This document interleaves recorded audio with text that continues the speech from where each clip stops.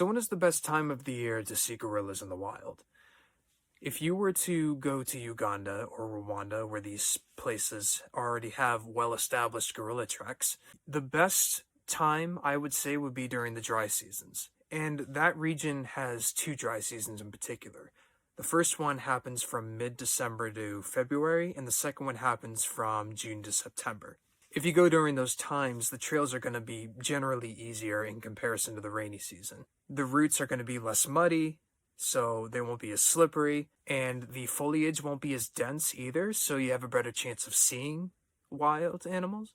Between the two dry seasons, however, I would personally recommend going towards January and February, and the reason for that is because next door to Uganda and Rwanda are Kenya and Tanzania, and if you go during June and September, you may risk the overlap of tourists that are going to those neighboring countries during their peak season, because from June to September is when the great wildebeest migration is happening through the river crossing that has been so infamous and world renowned.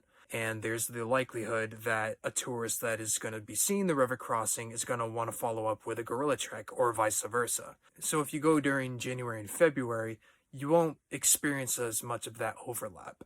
That being said, if you really like the challenge and you want to be able to avoid the crowds even more so than the dry seasons, then you could go during the wet season, though I would advise you pack as much waterproof clothing as you can because it can rain a lot.